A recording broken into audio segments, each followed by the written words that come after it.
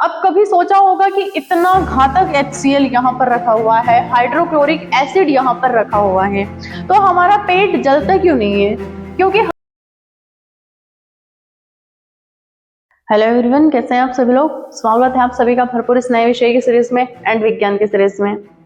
आज हम चर्चा करने वाले हैं एक ऐसी बीमारी के बारे में जो हर कोई इससे ग्रसित रहता है, यानी कि एसिडिटी के बारे में। एसिडिटी क्या होती है, किस वजह से होती है, क्यों हमारे पेट में छाले होते हैं, क्यों हमारे गले में जलन होती है, इन सब के बारे में हम विस्तार से देखेंगे और इस एसिडिटी से बचने के क्या क्या उपाय है ये भी हम जानेंगे और समझेंगे। इसके लिए आपको वीडियो के एंड तक बने रहिए और समझेंगे कि एसिडिटी कैसे होती है, क्या कारण होते हैं और इसके निवारण के क्या क्या उपाय होते हैं, कैसे इससे बचा जा सकता है। क्या आप भी इसके शिकार होते हैं एसिडिटी के? तो आइए समझते हैं कि ये एसिडिटी होती कैसे है। तो एसिडिटी क्या है? एसिडिटी जो होती है,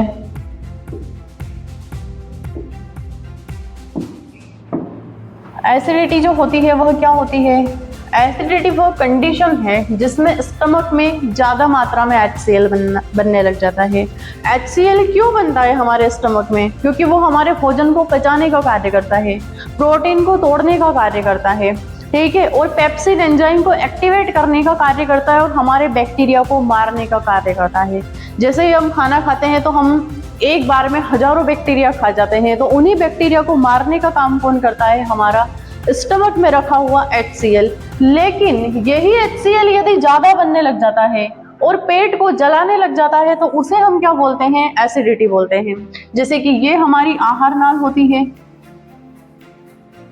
ठीक है, ये हमारी आहार नाल होती है, ये हो गई हमारी आहार नाल, और यहाँ पर है हमारा स्टमक, यहाँ पर क्या है? हमारा स्टमक।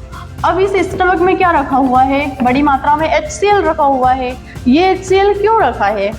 भोजन को पचाने के लिए, कुछ पाचन एंजाइम को एक्टिवेट करने के लिए, और दूसरा जो भी हम खाना के साथ साथ हम जो खाना खाते हैं उसके साथ साथ बैक्टीरिया भी खा जाते हैं, उनको मारने के लिए HCl यहाँ पर रखा हुआ है।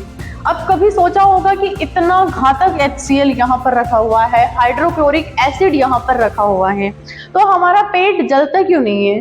क्योंकि हमारा जो स्टमक होता है उसमें एक दीवार होती है यहाँ पर, जिसे हम क्या बोलते हैं? म्यूकस की दीवार। यही जो म्यूकस की दीवार होती है ये हाई प्रोटीन की दीवार होती है, और इस म्यूकस की जो परत होती है हमारे स्टमक पर, वो हमारे पूरे बॉडी की रक्षा करती है इस HCl से बचाने के लिए, ताकि ये HCl कहीं पर ना जाए। लेकिन यही HCl जब हमारे स्टमक में ज्यादा बनने लग जाता है तब क्या होती है? हमें एसिडिटी होती है, यानी कि पेट जलने लगता है। जब हमारे पेट में मौजूद HCl हमारे ही पेट को जलाने लगे तो उसे क्या बोलते हैं? हम एसिडिटी बोलते हैं। और यही जो स्टमक हो, यही जो HCl होता है ये कहाँ पर चला जाता है? कभी कभी इस हमारी इसोफेगस में चला जाता है, हमारी ग्रास नली में चला जाता है, तो यहाँ पर भी क्या हो जाते हैं? छाले हो जाते हैं, अल्सर हो जाते हैं, ठीक है। हाइड्रोक्लोरिक एसिड HCl निकलता है, लेकिन इसके काम क्या क्या होते हैं?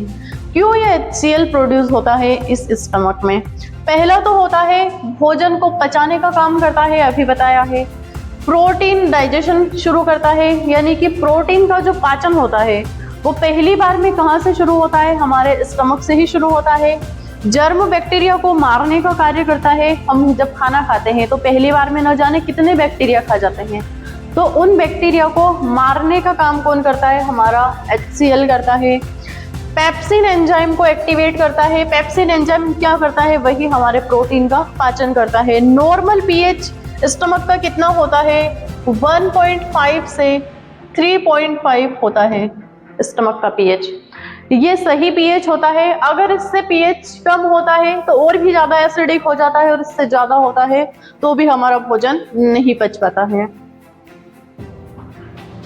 एसिडिटी कैसे होती है? एसिडिटी होने की जो प्रक्रिया होती है वो कैसे होती है? ज्यादा मसालेदार जो खाना खाते हैं उससे हमें एसिडिटी होती है। तला हुआ भोजन जो खाते हैं उससे भी एसिडिटी होती है। स्ट्रेस और एंजाइटी, इसकी वजह से भी एसिडिटी होती है, क्योंकि जब हमें स्ट्रेस होता है, जब हम तनाव में होते हैं, हमें एंजाइटी होती है, तब हम ना तो ढंग से पानी पी पाते हैं और ना ही भोजन कर पाते हैं। ठीक है। देर से जब खाना खाते हैं, कुछ लोग रात के 10 बजे 11 बजे तक खाना नहीं खाते हैं और फिर खाना खाने के बाद तुरंत सो जाते हैं, तो उनका जो HCl होता है वो भी बढ़ता है, तब भी हमें एसिडिटी होती है। खाली पेट चाय कॉफी जब पीते हैं तब भी हमें एसिडिटी होती है।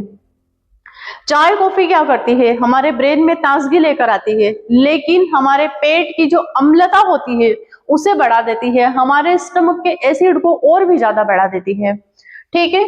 एसिड सिक्रीजन कब बढ़ता है, पेन किलर जब मेडिसिन लेते हैं तब भी एसिड सिक्रीजन बढ़ता है।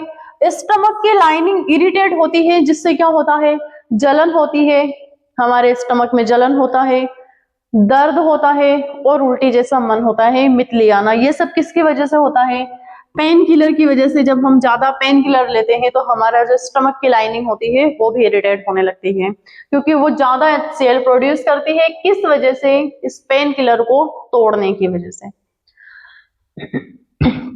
एसिडिटी के मुख्य लक्षण क्या क्या होते हैं कि सीने में जलन, खट्टे डकारे, पेट में दर्द, उल्टी जैसा मन होना, सिर दर्द, भारीपन और नींद आना। कुछ लोग इन लक्षणों को हार्ट डिजीज समझ लेते हैं कि क्या हमें हार्ट अटैक तो नहीं आया है, क्या इस सामने वाले व्यक्ति को हार्ट अटैक तो नहीं आया। नहीं बाबा, ये एसिडिटी होती है और ये इतनी घातक होती है, इतनी खतरनाक होती है जब हमारे ये वाले कारण हमारे सामने मौजूद हो। यदि हम मसालेदार ज्यादा भोजन खाते हैं तब भी यही लक्षण होंगे। स्ट्रेस और एंजाइटी रहेगी तब भी हमें एसिडिटी बहुत ज्यादा रहेगी। खाली पेट चाय और कॉफी, और कुछ कुछ इतने महान लोग होते हैं कि खाली पेट चाय कॉफी के साथ ही पेन किलर ले लेते हैं। क्यों? क्योंकि ताजगी आती है, लेकिन उन्हें यह नहीं पता कि वो एसिडिटी बढ़ाती है। ठीक है। और देर से जो खाना खाते हैं वो भी एसिडिटी बढ़ाते हैं। पेन किलर मेडिसिन भी एसिडिटी बढ़ाती है। जो तंबाकू से बनी हुई चीजें, गुटखा, पान, जितनी भी चीजें होती है वो खाते हैं तो उन्हें भी एसिडिटी होती है। च्युइंगम खाने वालों को भी एसिडिटी होती है, क्योंकि च्युइंगम जो खाते हैं, गुटखा जो खाते हैं, उनकी सिर्फ फेशियल जो मसल्स होती है वो एक्टिवेट रहती है। ब्रेन को पता चलता है कि कुछ खा रहा है, अपना HCl प्रोड्यूस करो। स्टमक अपना HCl बढ़ाता है लेकिन आता कुछ भी नहीं है। ठीक है। तो इस वजह से एसिडिटी होती है। अब एसिडिटी के कारण क्या क्या होते हैं, पहले तो देख लेते हैं कि खान पान से रिलेटेड मसालेदार सब्जियां, तला हुआ भोजन, जंक फूड और ज्यादा चाय, कॉफी, शराब, सिगरेट, इन सब की वजह से भी क्या होता है, एसिडिटी होती है। लाइफस्टाइल में यदि तनाव रहेगा, नींद की कमी रहेगी, जो देर रात तक खाना खाएंगे और झुक कर या लेट कर खाना खाएंगे, उन्हें भी एसिडिटी होती है। मेडिकल पेन किलर में क्या होता है, मेडिकल में क्या होता है, एसिडिटी कैसे होती है, पेन किलर से, एंटीबायोटिक से और खाली पेट जो दवाइयां ली जाती है उनसे भी एसिडिटी होती है।